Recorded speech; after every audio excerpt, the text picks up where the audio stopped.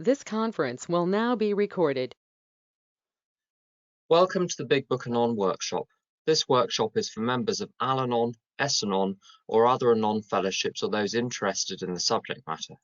We will examine the 12 steps of Alcoholics Anonymous as they can be practiced to solve the problems arising out of alcoholism or addiction in someone we are close to. We're not affiliated with any particular 12-step fellowship. Our views are our own and do not reflect the position taken by any particular 12-step fellowship. This is not a substitute for membership of or attendance of a 12-step fellowship. We aim merely to share our experience. If that experience is beneficial, we are pleased. Each week, a number of presenters will present on the step in question. There will then be room for questions and answers plus discussion. The sessions will last an hour or so. During each session, send the organizers any questions you have using the chat function. We're recording this session. Audio recordings of the workshop plus written materials are made available at the workshop blog. Links are posted during the meeting. Today, we're examining Step 4, Resentment Inventory, first 3 columns. I'll start off by giving a formal presentation of my understanding of the step. There will then be other speakers who will go into more detail about how their experience informs their understanding of the step. If you give me a moment, I'll just share the text so you can see what we're talking about. There we go. So if you want to follow along in your big books, we're on page 63. I'm going to start with a little prayer. Cause me to have all the honesty, open-mindedness, willingness I may need here and now. I ask for the guidance, love, and wisdom that I need to work through this process and gain the most I can at this time. I am as willing as I can be to set aside everything I even think I know about this area, this way of life, so that my chances for an open mind and to be teachable are better, so that I may realize your 3 spiritual gifts, awakening to you, to be the love I am, and to be the individual you created me as. Thank you. So, just to catch up, this is a very brief summary of the first 3 steps. I'm in a complete mess. There is a solution. Let's get on with it. There we go. So the first thing, once we've taken step 3, next we launched out on a course of vigorous action. The first step of which is a personal house cleaning, which many of us had never attempted. Though our decision was a vital and crucial step, it could have little permanent effect unless at once followed by a strenuous effort to face and be rid of the things in ourselves which had been blocking us. Our liquor was but a symptom, so we had to get down to causes and conditions. So next means straight away. My observation, when I delayed in my first step 4, I ended up in a very dark and strange place. I don't recommend it. I see that happening to others as well. The question is, what does vigorous mean? Well, it really depends, you know, how many children do you have? 1 to 5, 6 to 10, 11 to 15, 16 to 20. You know, how many sponsees do you have? 1 to 5, 6 to 10, 11 to 15, 16 to 20, more than 20. But I think what's reasonable is 1 hour on working days, 2 hours on non-working days, religious stringency is permitting, more is possible and welcome. Here's like the life hack on doing step work. Do it first thing in the morning before everyone else has got up. That means you may have to go to bed an hour earlier and turn off Netflix an hour earlier. I mean, that'll be good for you anyway. If you do it first thing in the morning, you spend all day smugly thinking how you've done your step work and no one else has. So you can just enjoy that little bit of legitimate self-righteousness. If you leave it till late at night, you spend all day not having done it. The amount of action is the same, but one is satisfying, one is not. When you're doing step 4, you really want to discover darkness, nastiness, unpleasantness, because you're going to get rid of it. It's what you're going to get rid of that we're interested in. If you're going to get rid of it, it's not who you are. So you never need to feel guilty or awkward or embarrassed or ashamed or anything. You didn't create your own character defects. You didn't create yourself. A good principle that I've learned is there's absolutely nothing wrong with me. There's something wrong with the tools I've been using to live. Those tools are my mistaken beliefs, my unhelpful thinking, my unhelpful behavior, which Suzanne Vega refers to as bad wisdom.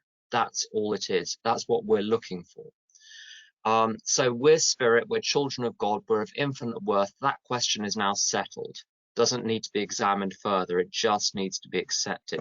Spiritual Paul, an AA member in East London, would say, there's too much thinking and not enough believing.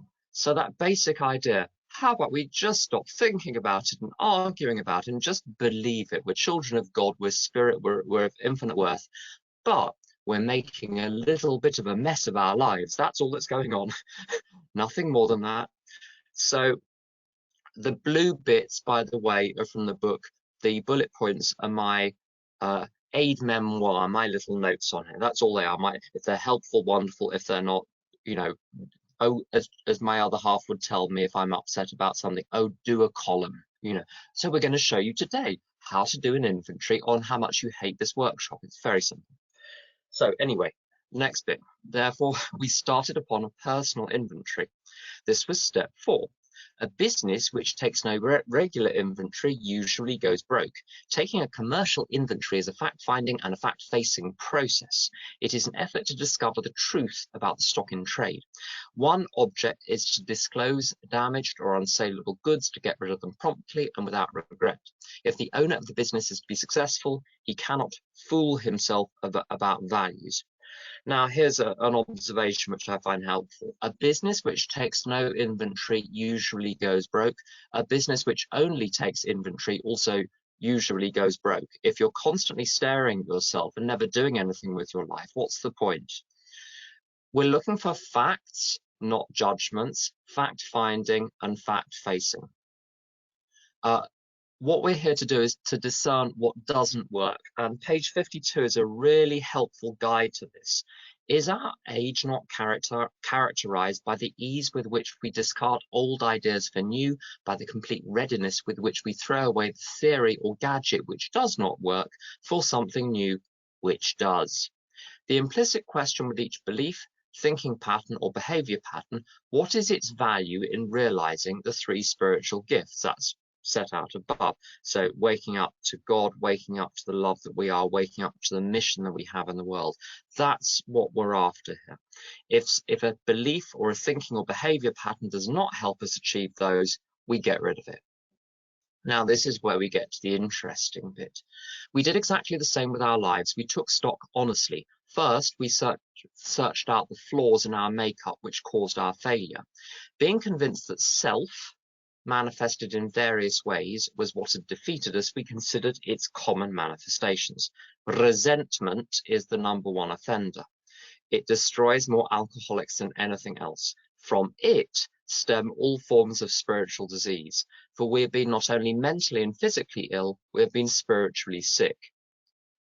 When the spiritual malady is overcome, we straighten out mentally and physically. In dealing with resentments, we set them on paper. We listed people, institutions, or principles with whom we were angry. We asked ourselves why we were angry. In most cases, it was found that our self-esteem, our pocketbooks, our ambitions, our personal relationships, including sex, were hurt or threatened. So we were sore, we were burned up. On our grudge list, we set opposite each name our injuries. Was it our self-esteem, our security, our ambitions, our personal or sex relations which have been interfered with? Right, so there's a lot in there and I'm going to unpack it. So resentment, often you'll hear people defining that as meaning to feel again. Now, a lot of resentment is feeling again what happened last week, last year, 30 years ago in 1842. But that's not the history of the word. The history of the word, it's the same. Re can mean lots of different things. One of the re's, it's the same re as in rebound or react. It means in response to. So if something rebounds, it bounds off a surface. To react is to act in response to. To resent is to feel something negative in response to. So really, this isn't just the stuff that we hold on to. It's the stuff I don't know if any of you have little flashes of rage when certain people do certain things or say certain things. This is not re-feeling an old thing. This is feeling something now in response to what is happening now. And that's just as deadly. I'm much less of a grudge person than I used to be. I'm much more of a just react to things automatically person. And that's what I need to be looking at here as well. Now, when you're looking for what to write about in this, it gives you 9 words: resentment, anger, hurt, threatened, sore, burned up, grudge, injury, interfered with. That covers a lot of territory. Basically, it's any negative emotional reaction to anything that ever happens. There we go. That's the scope of this. Now, it talks it up here about from resentment stem all forms of spiritual disease. And this is an idea which I find very helpful. In medicine, you've got pathogens, infections, and disease. The pathogen is what causes the infection, the little critter that runs around causing the infection. The infection is your response to it's what the little critter does, and the disease is all of the effects of that infection, the infectious process. So in the world of the spirit, the pathogen is the ego. That's the little critter. As my sponsor says, if you don't know what a critter is, it's Texan for creature. I have a Texan sponsor. He says your ego is not your amigo. That tells you how close to the Mexican border he lives. So the pathogen is the ego. This causes an infection, resentment, upset, upset, upset, upset, upset. Maybe you've been upset already today. I know I have. And the disease is the warping of my beliefs, my thinking, my behavior, my emotions, my internal life, and my external life that flow from this infection. No upset, no problems. Ego is different. What is ego? It's helpful to define terms here. Ego, edging God out. And here's a great one. It comes from a particular prayer book where it uses the word pride instead of ego. Why I'm not using pride here will become apparent later on, but we're going to call it ego here. Ego is putting self in the place of God as the center and objective of our lives, or of some department. There we go. Sorry, I got muted there. So ego, putting self in the place of God as the center and objective of our life or of some department thereof. It is the refusal to recognize our status as creatures depending on God for our existence and placed by him in a specific relationship to the rest of his creation. You can tell you're in ego if it looks like you're in the center of things and everything else is revolving around you. It's an optical illusion created by where your eyes are in your head. If your eyes were somewhere on a stalk, maybe we wouldn't have this ego problem. But from where I'm looking, I seem to be at the center. Everything else is around me. It's an easy mistake to make. Anyone can make it. To get well, ego has to go, or at least be put in its little cage. Little critter has to go down into its hole in the ground. And that's the level of spirit. Then the infection goes, that's at the level of mind. Then the disease goes, that's at the level of the body, the emotions. The emotions are very much a physical body thing. Emotion, or what we think of as emotions, there are higher emotions too, but you know, the day-to-day ups and downs of emotions. Spirit, mind, body, that's the order in which I believe we get well. Now, what is a resentment? A resentment is when I react with negative emotion because I haven't got my own way.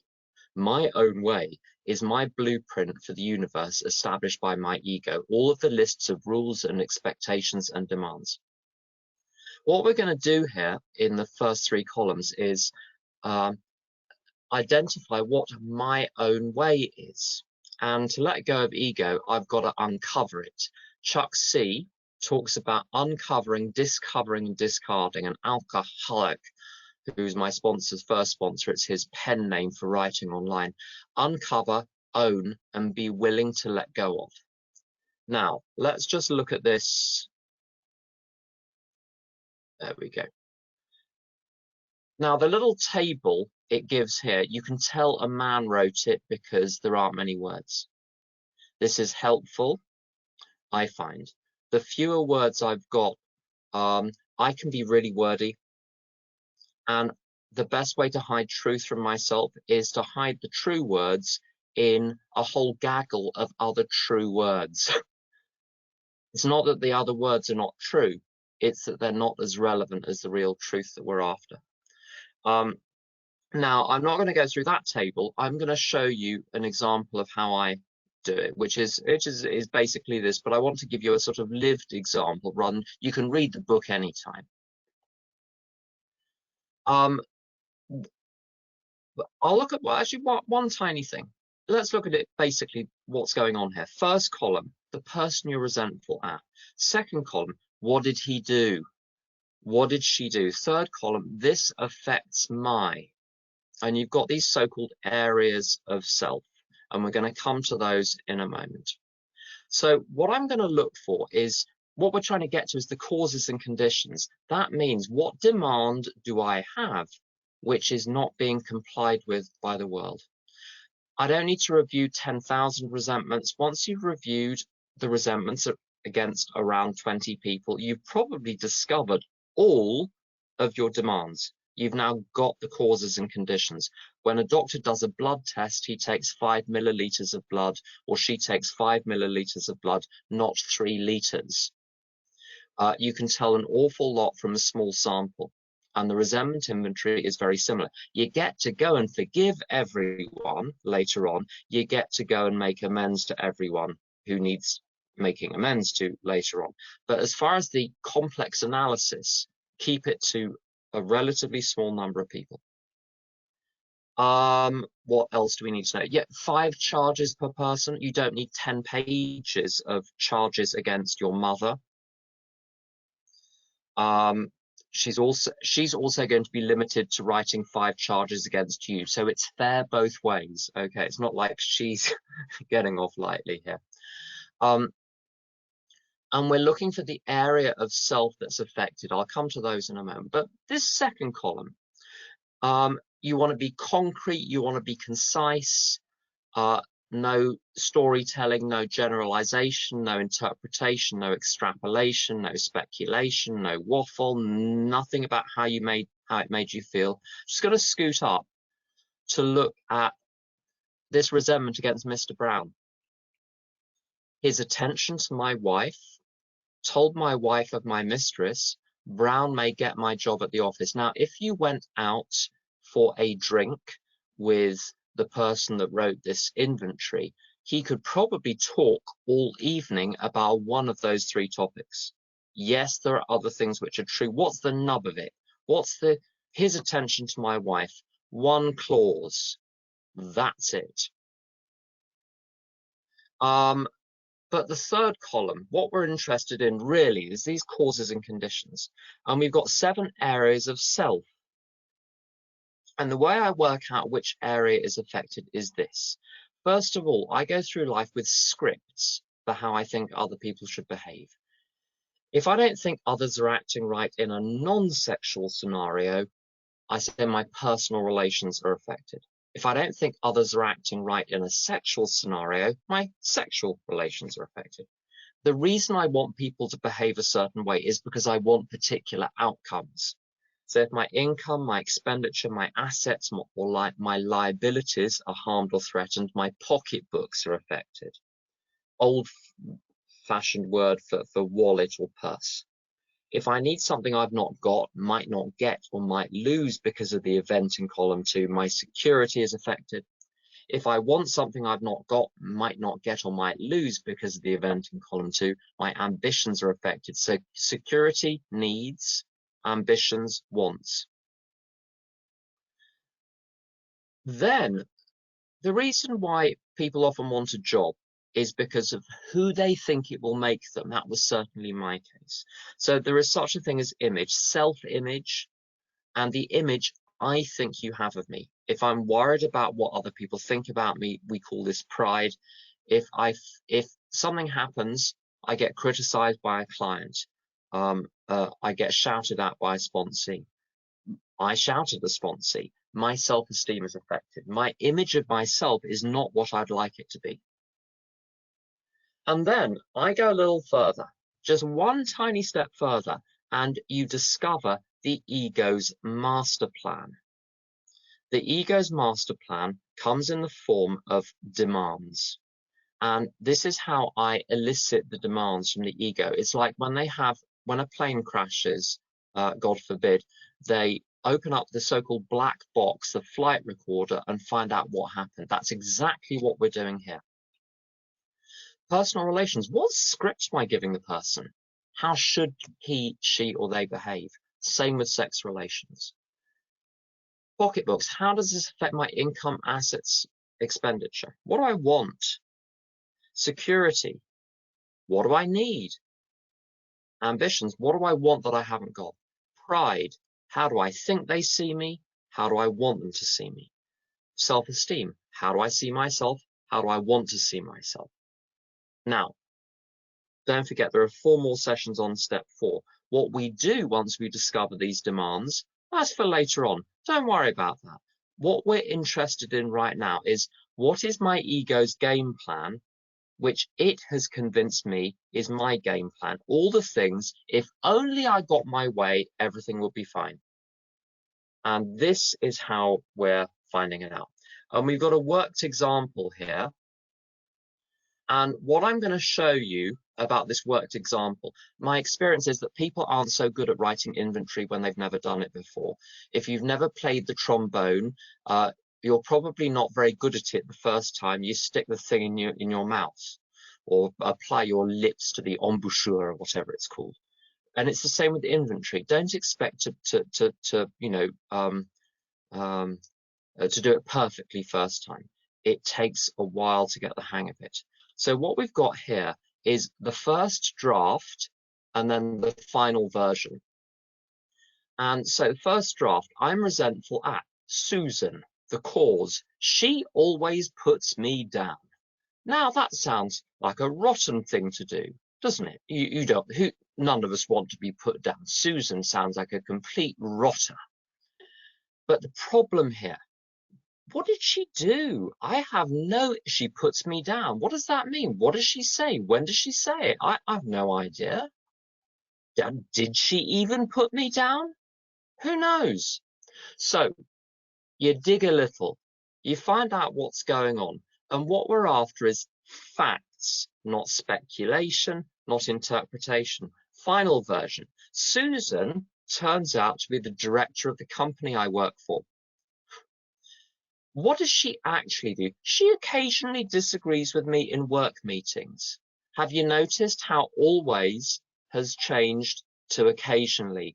When something occasionally happens, as soon as it gets turned into a narrative in my mind, it becomes always. You always drag mud in over the kitchen floor. Well, no, maybe you do it twice a week in rainy season.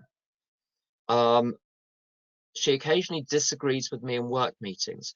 Now I have a picture of what's going on. What you want to capture in the second column is, what would a CCTV camera see? What would a bug, like when spies bug offices, what would a bug pick up? What was said? What was done? Or occasionally, what did someone fail to do? What did someone fail to say? So we've taken the exaggeration out of it. We've taken the speculation. We've got the plain, bare fact.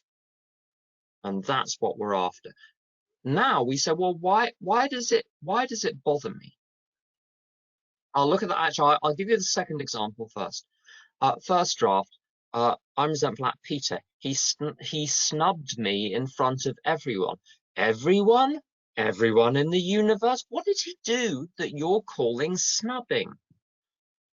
Okay, final version. He didn't respond when I said hello to him in the corridor. Aha, now we have a picture. Now we can see what the CCTV camera saw. And then it opens up the possibility of a different interpretation. He snubbed me is an interpretation of what happened. She puts me down is an interpretation of what happened. If you perceive that interpretation to be outside yourself, you can't do anything about it. If the interpretation is within your hula hoop, you can do something about it. And this is the first time in the program when we're separating the facts from our interpretations. It's an immensely important skill. So let's look at the third column. So I'm resentful at. Remember Susan, who started off as the wicked witch and now turns into a perfectly reasonable director, but she's still upsetting me. You know, occasionally she upsets me in work meetings and, you know, I'm upset. Boo-hoo. She occasionally disagrees with me in work meetings, affects my. So I discover beneath this, I've got a little set of rules for how I think she should behave. I don't know I have the rule until you fail to obey the rule. Personal relations. She should agree with everything I say. We're not going to analyze it. We're just trying to observe what's the little rule going on inside. Why do I want her to agree with everything I say? Because I'm frightened of losing my job. I'm frightened of losing my income. Why am I frightened of that? Well, I need income to live. Ambitions, to be the director. Aha. Okay, so this is what this is really about. I want to be in her place. Pride, she sees me as an idiot. I want her to see me as a genius. And we do the same with Peter. He ignored me when I said hello to him in the corridor. Can you see, when you look at the fact, how petty it starts to seem? It seems so legitimate when it's dramatized. You pare it down to the facts. It's no longer dramatic. It's no longer even flattering. Anyway, personal relations. Pay attention to me. Greet me warmly. And you know what? If you feel snubbed when someone ignores you at work, you've gone into work with this little rule. Everyone today better say hello to me nicely. That little rule must have been there, otherwise you wouldn't have known to be upset when it wasn't followed. That's how you know the rules are there. I need social interaction to be okay. I need to feel part of the team at work. Whether that's legitimate or not, we're not going to judge right now. We're just observing. Ambitions to be liked and respected by everyone. Note, everyone. If one person ignores me, doesn't matter that everyone else likes me. We have a problem, Houston. To be liked and respected by everyone. Pride. He sees me as irrelevant. I want him to see me as important. Self-esteem. I see myself as a non-entity. I would like to see myself as a mover and shaker. And the way, when you're doing the third column, to ask yourself, first of all, does this effectively explain why I'm upset in the situation? And you imagine a world where you get everything that you want in the third column. Would you say to yourself, would I now be happy with Peter? Absolutely. All he needs to do is say hello brightly to me in the morning, then we're good.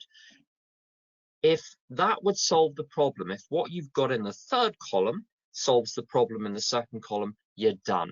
If there's something still aggravating you, you've missed something. That's the way to audit it. Now, the notes, all of these notes, along with the recordings and lots of other stuff, are going on the blog. All of the links are going to be posted during the course of the meeting whilst other people are speaking. So you're going to have everything. What we've also got here is a fuller set of instructions, lots of notes, everything to get you going. So even if you're stuck, I don't know, in Bogota or Myanmar or somewhere, you've got everything to get you going. Good. So I'm going to wind up. I'm sorry I spoke at such length there, but this is one of the really technical ones. I needed to get all of the detail in. I'm going to bring a whole load of other people in now, hopefully. Let's stick to 5 minutes or so to try and get as many people in as possible. Just let me get the script back. Oh, well, that doesn't tell me anything at all. Right, I'm just going to wing it, therefore. Osha, would you like to come in and share for around 5 minutes? Sure. Thanks, Tim. Very, very much. I just made some notes. I have the fan on. Please let me know if it's bothering you. I'm Osher. I just wanted to add just a couple of things to what already was said. I like to think about the fourth step as when I walk down a dusty road, dust kind of sticks to me. And the fourth step is about discovering that dust and starting to get rid of that dust and cleaning it up and getting it off me. I have found that when I do a fourth step, the ego tends to confuse me, or however you want to word it, I get quite confused. And so I can be told even 8 or 9 times to go back and redo things. So I'm sharing that with you because I do that with sponsees. And, you know, it's not about getting it perfect, but for me, it's about seeing through the fog of the ego. Even with column 1, sometimes it's really difficult for me to pinpoint a person or an institution or a principle, and I just say there's a problem with the situation, and I kind of have to start from there and then gain some clarity about it. With column 2, I like the emphasis that was just put on having specific facts. I also wanted to add that sometimes it's not just about what people did, but what people did not do. We saw that in the example of he didn't smile at me, and so it's something that he didn't do. So one of the more helpful definitions for me of resentment is a disturbance. Sometimes I can't pinpoint exactly what the type of resentment is. All I know is that I'm up in arms about something. I'm not exactly sure what I feel toward it, but I'm thinking about it, or whenever the person comes up, I have a reaction of some kind. And so sometimes I just need to look at it as I have a disturbance. Something's disturbing me. I will also say, because people are sometimes surprised to hear this, that for me, jealousy and disappointment are also forms of resentment. I just wanted to add two other pieces that have to do specifically with Al-Anon. One is, I grew up in an alcoholic home, and one of the things I learned in these rooms of Al-Anon is that there were rules in that home that I didn't know existed until I broke them. Right? So I wasn't told that there was a rule, and all of a sudden, according to other people in my alcoholic family, I broke the rule. And so only then was I told that there had been a rule that I should have known about and that I broke it. And I think that for me, fourth step is about discovering that pattern in myself. In other words, I have these rules that I've made for myself and other people, never told anyone about it, may not have even really told myself about it, but you just broke that rule and I'm angry at you for breaking that rule. I don't necessarily know what the rule is until I do the fourth step. But the fourth step is about discovering all of these different things that I've made up in my head that essentially are patterns that I'm repeating from my alcoholic childhood. And the last thing I wanted to talk about is something that's in the Al-Anon literature, and that's there are a lot of questions in the Al-Anon literature as opposed to the big book about what are our assets, looking at our assets in addition. And I want to share that for me, doing those questions was very helpful. But if we're using the structure of the big book, the fourth step is not the place where this belongs. And the reason is because the assets, just like character defects, are ego traits. And don't have to do with kind of polishing ourselves off to arrive at once again at I am a God spark. I am a manifestation of my higher power.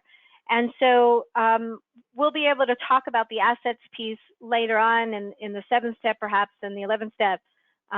But right now, for the structure of the big book with the 4th step, it's helpful to focus on the instructions that we have there. Thanks so much. Thank you. Elisheva, would you like to share? Hi, my name is Elisheva. I'm a member of Al-Anon and Al-Anon. I really enjoy going through the first 3 columns with sponsees. I find there's a lot of aha moments, and it's a really beautiful thing to witness. Resentments block me from God, and I go over them again and again and again in my mind in great detail, strengthening my resentments. And the hamster's on the wheel, my mind is going, and I'm not available to hear God's guidance. And I found that what I find is that each column of the resentment inventory is so brilliantly designed to help weaken the intensity until I become willing to let go of the resentment, and then God takes it away and my mind is quieter and I'm much more likely to hear God's guidance. The first time I did the resentment inventory, I had something like 178 resentments. And until that point, I blamed everyone for every problem that was in every relationship. I thought that each person was 100% responsible for what was going on, and I had zero responsibility. But when I saw that I had this many resentments, it was the first time that I had to admit that perhaps, just maybe, I had some responsibility here, because it was hard even for me to say that all these people are responsible for everything. Then with the second column, so while I was in program, I was given a toolbox full of tools, and the way I look at it is the ego has a toolbox full of tools, and each one's purposefully designed to cause me to hold on to my resentments tighter and to keep me blocked from God so that ego can maintain control over me. And it was very hard for me to stick to the facts in the second column. And I tended to use words that elicit emotional reaction from myself, like he neglected me, she abused me, he didn't love me. And those words don't tell me anything about what the person did. If I were to tell 10 people he abused me, each person could go to a different place with that in their mind, which means that there's no fact here. And so I had to keep on asking myself, what did the person do that caused me to describe them in this way? Another thing that I did was blame people. They caused me pain. Again, that doesn't say anything. And as I went through it, I was gaining the ability to be factual, but I kept on finding myself sticking a little bit of an excuse, sticking a little bit of a backstory or how I felt. And I just saw how I was fighting, sticking with the facts. I kept on putting in more things. The thing about having only writing 5 things in the second column, I could have written between 25 and 150 on each person.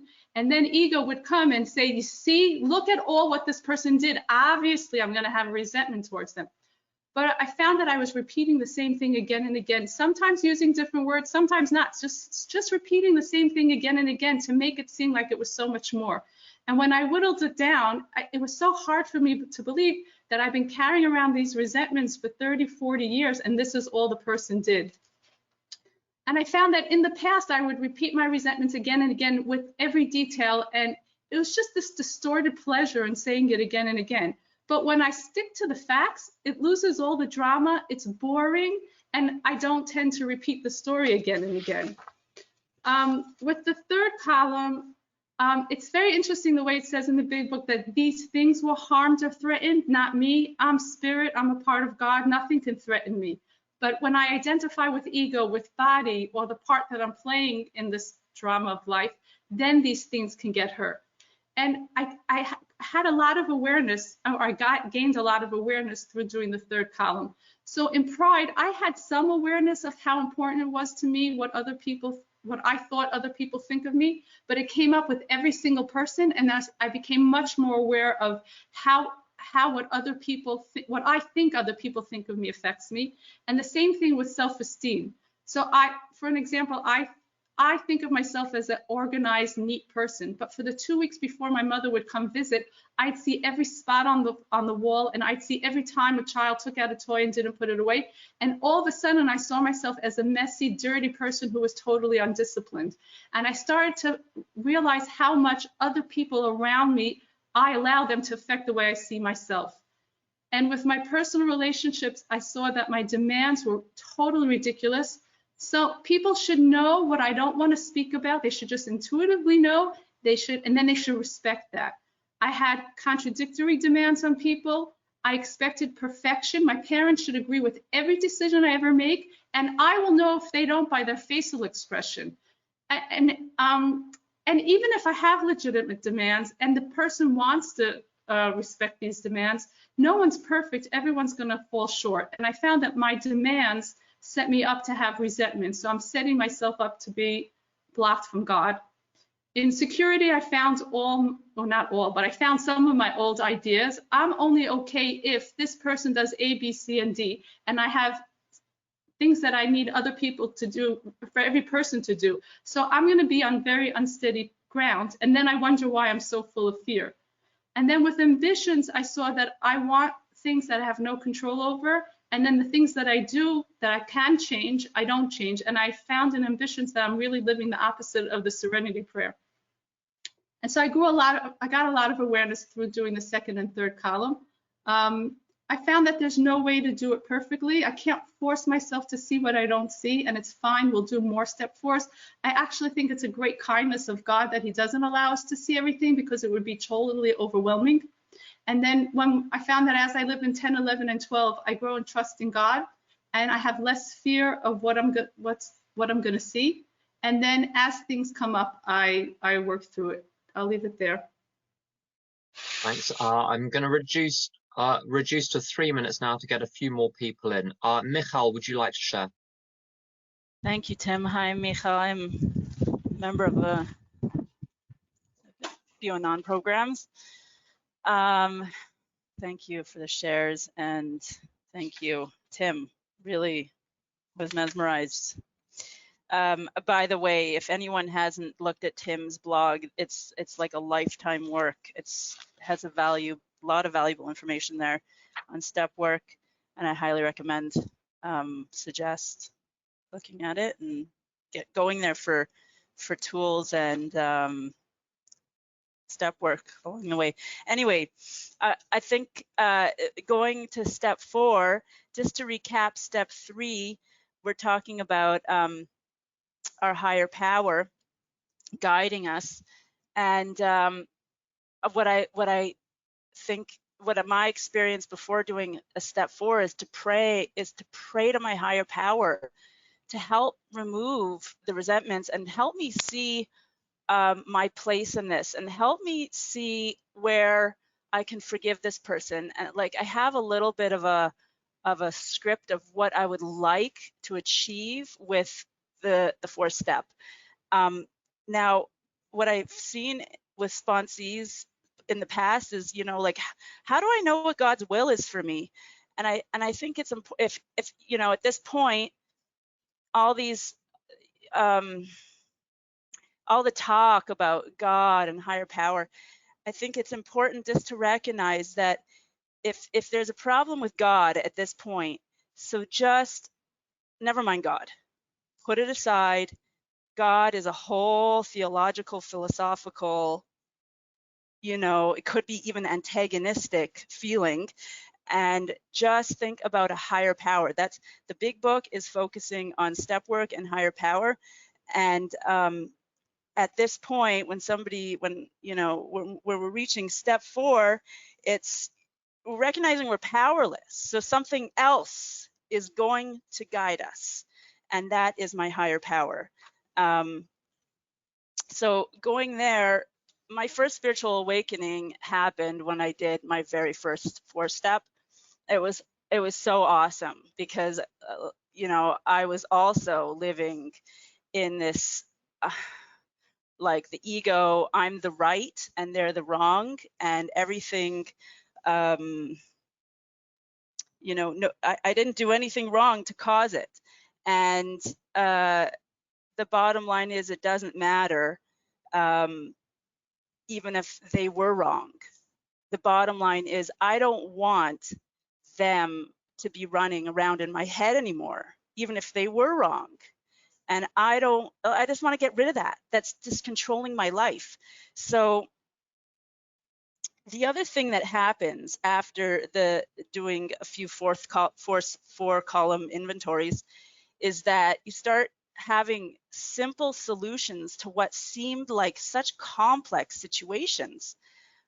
For example, I was walking down the street on a daily basis, this years ago, to pick up my daughters from school, and I had a baby stroller with a baby with me, and every day I had to walk through probably 100 teenagers that were blocking the sidewalk, and it was so annoying, and it would drive me crazy. Like, move out of the way. I would say, please move. I would say, move. Like, none of them would listen to me. They were totally, teenage land. So I finally decided, okay, this is crazy. I got to do fourth step, 4-column inventory on this. I'm in program, like what's wrong with me? So what came up was, hello, they don't think I'm Moses and they're going to split the sea. And here's Michal. Yay. Look, here she's coming. Let's move out of the way. Teenagers, come on. They're teenagers. They're having a good time. And all of a sudden it dawned on me, I could walk on the other side of the street. And it was like, and that was it. And all of a sudden I had no no problems going to, I'm talking about months of going through this. Now, some of you might think, that's such a simple solution, but the problem with resentment is it clouds us from thinking about the solution and thinking that everybody else is wrong and doing us harm. And by the way, that was a very simple resentment. I know that there's a lot of people and gone through very, very painful things, very, very bad traumas, and that definitely, my experience, is worthwhile to look at with a sponsor, alongside doing the four-column inventories. I guess I just feel very pressed for time, so I just want to talk about the gift of the 4 columns. Is also one, the spiritual awakening I had. The first one was with my mother-in-law when I had a resentment towards her, and all of a sudden the whole thing was gone. The resentment was completely gone, and I instantly, like, after it was gone, I asked God to please forgive her for whatever she did. I totally forgive her. I totally did, and it was like a new relationship was developed, and it was a very amazing experience for me. And now, something I learned though with doing these steps is that once you get to the point of forgiving somebody, you don't have to start trusting untrustworthy people. You don't have to start relying on unreliable people or lending people money that aren't going to pay you back.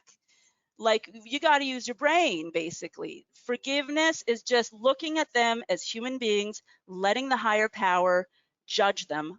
I'm not going to anymore. I'm not going to let them live in my mind anymore, because that is the higher power's job. And that's the beauty of this 4-column inventory. Could you wind up, please, Michal? Thank you.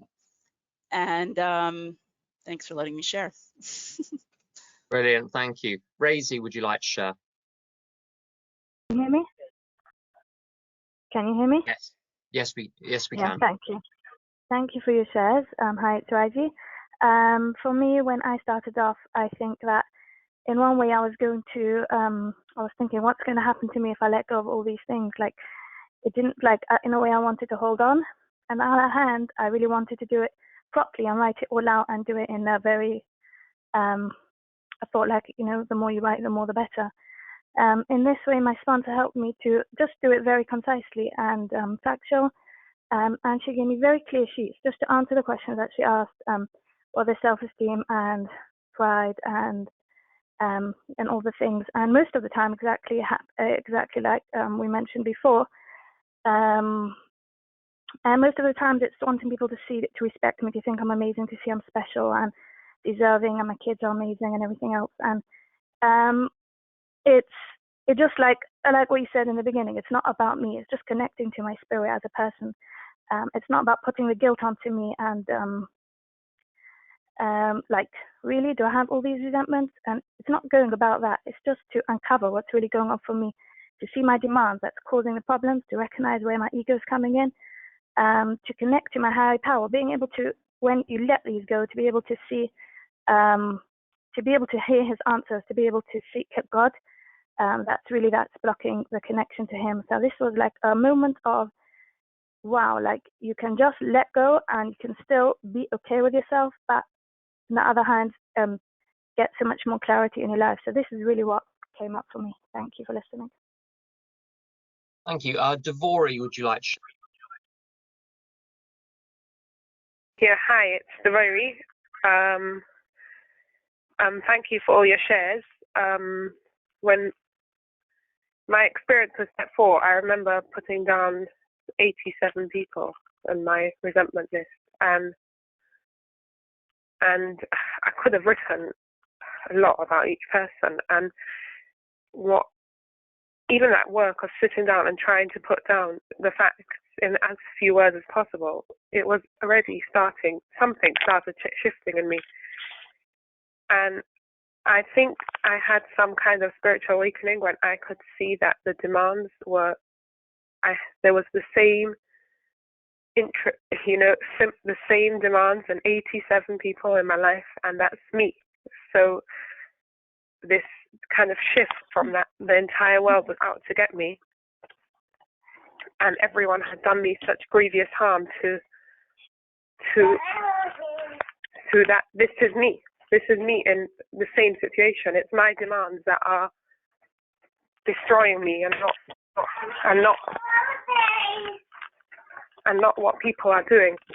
And I can see that for me.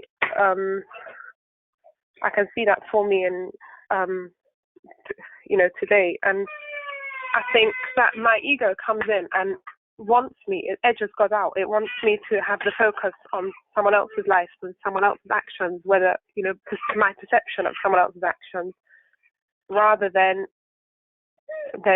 living the very life. What's going on for me, and I'm grateful to have this and to have lived through this and have this process in my life to help me live my life and not live in ego.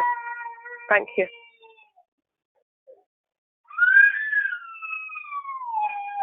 Thank you very much.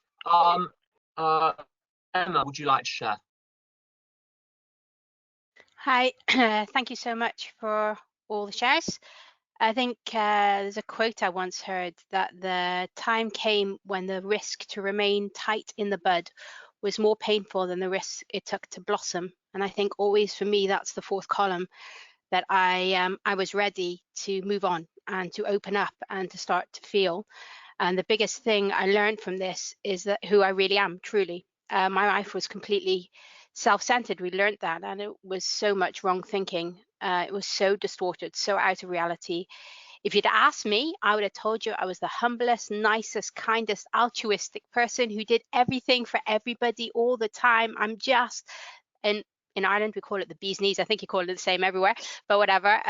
Totally the victim here, totally. And I needed to see the truth of my thinking, my reality, my resentments. So much of my decisions, well, really all of them were based on self-will. The third step, I made a decision. And part of that, I wanted to live a godly life. So the actions of doing the steps bring me from a self-centered life to a godly life, and that's really what I wanted. So the fourth step is looking at my thinking and facing the things I needed to see to bring me into the world of God, to find God's power. I could only be as honest as I could be. I think something I always feared was I wasn't honest enough. Could I be more honest? But really, I realized there'll be more four steps, like's been said. I just have to be the best I can be in this moment with the tools I have.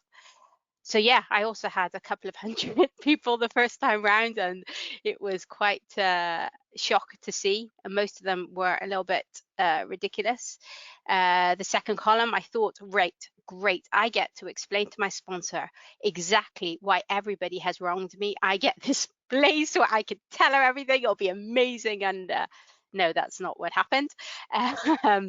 Really, it was just all fact, no delusional thinking. And I had the joy of having a sponsor just now in the last couple of months who showed me exactly what I should be doing and what I shouldn't. And that is really, I think, a blessing for me. It opened my eyes. I could see the world through, I could see that I was seeing the world through a distorted lens. I'm not sure I liked it, that I could see it that way, but I saw it that way. And I actually use those tools that she gives me every single day of my life. What's narration, Emma? What's going on for you, Emma? Come on, be a bit honest. Fact finding, fact facing. Let's see what's really happening. That brought me to the third column. And guess what? I didn't like this third column either. Oh golly, I just found it so hard to see my part, to see it was my demands. And you know what? It was okay. And that's what I kept being told. It's okay. You just have to do the work. Just do it. You'll see it. You'll open. And I love that. I love the gentleness and the kindness I got. And you know, I did these things. Pride and self-esteem and looking at all these different things that have all been described. I'm not going to do that again, but what I couldn't see, and that was okay. It's okay just to do what I could do right now in this moment. And I really felt that kind of feeling that before this I was asleep, and it woke me up. It was hard, but it woke me up. There's a Dennis F thing I'm doing on traditions at the moment, and it really struck me to bring it in here that there's a divine order. If I give up my ideas of control, of the demands in my life, of these areas, I drop my ego demands, the organizing and the making in my head that this has to happen and that has to happen, and he has to listen to me, and he must tell me everything that he's ever thought of in his whole life, because that will make it all right, all the knowledge. And I just had to let go of all of that and see clearly that the third column was like, it was like the beginning of stopping struggling in a stream. I just had to let go of some of the debris and let the river take me where it needed to take me. And I found that the more I stopped struggling and just put what needed to be put down on the piece of paper, just do the work, be as honest I can be, try my hardest. That's all that's asked of me. And then I started to flow with the river. I started to see what was really there and stop trying to imagine that there was all these bits that were nothing to do with me. And I think for me, that was the beginning of the bud opening up, like I described at the beginning, just the beginning of it opening. And then next week, we'll see how I think it opened more and more. Thank you for listening. Thank you. Daniel, would you like to share? Hi, I've got the gardeners behind me, so I'm sorry for the noise. And I don't have so much more to add. I just want to say that the work that I put in, and I'm very grateful that I've been working on this very recently. The first time I did the fourth step, I also had 180 resentments, but it kind of cleared the wreckage of my past, but it didn't really get down to the roots and conditions, to the causes and conditions of my spiritual angst, of my problem, of my dilemma, which is me.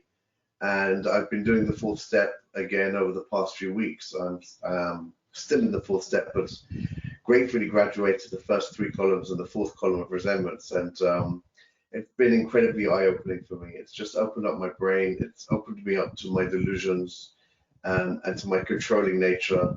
And really, it wasn't easy for me to get it. I needed a sponsor to show me it at each point, because my ego was so quick to cover up everything with lots of words, as Tim mentioned at the beginning. And I needed help to really clear that wreckage.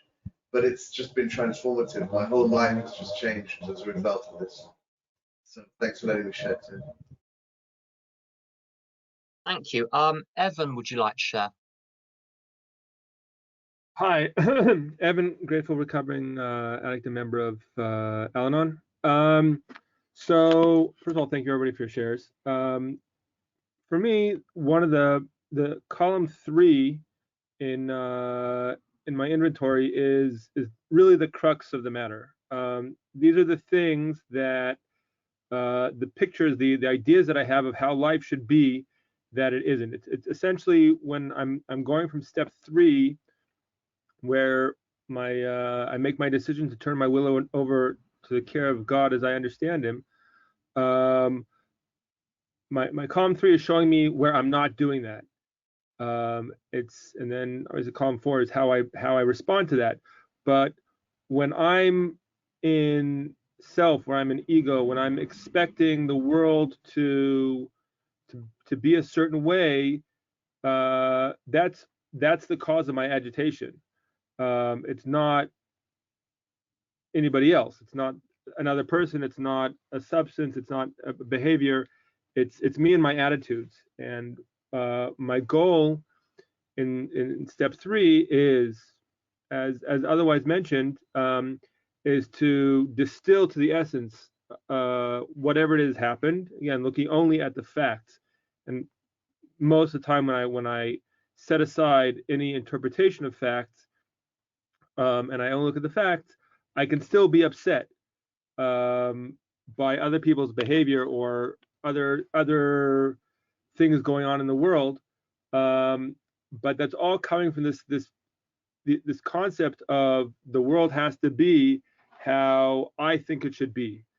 And when it's not like that, I'm restless, irritable, and discontent. But my problem is, I can't speak for anybody else, as long as my reaction to those things is to act on my defect of character, I'm not going to get anywhere. I can't really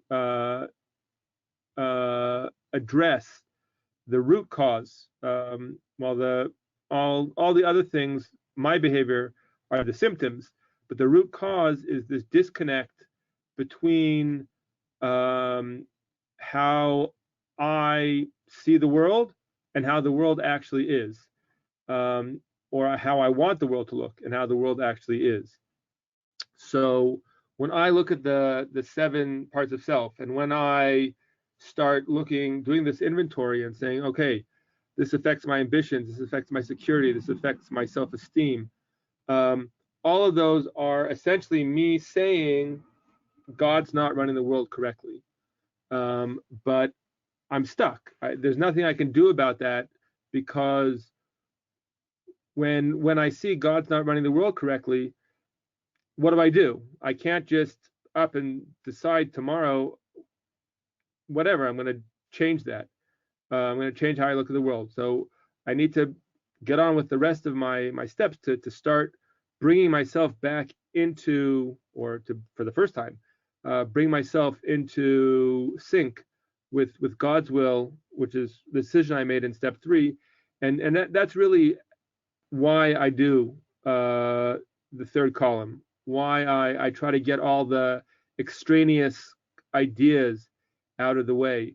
And I know one of the things that I certainly tell my sponsees is when I write column 2, the big book, none of the things in the big book are more than 19 words. If you need more than 19 words to write out what happened, then you're an ego. Then you're stuck in the details of the story and not in the facts of the story.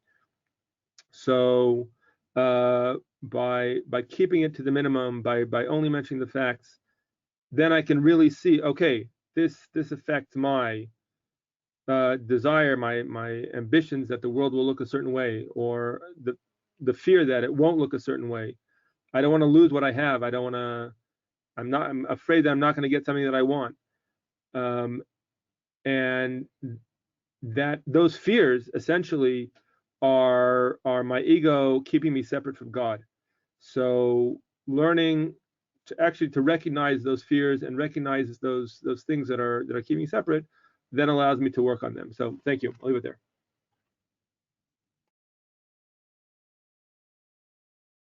Thank you. I'm afraid that's all the time we've got today, but if you scoot over to the blog, there's lots and lots of materials there, and do come back in future weeks. We're going to cover a lot more material then. Feel free to tell people about this, people you like and people you don't like. Everyone's welcome. So would you please help me close by unmuting if you care to, and joining me in the Serenity Prayer. God, serenity, accept,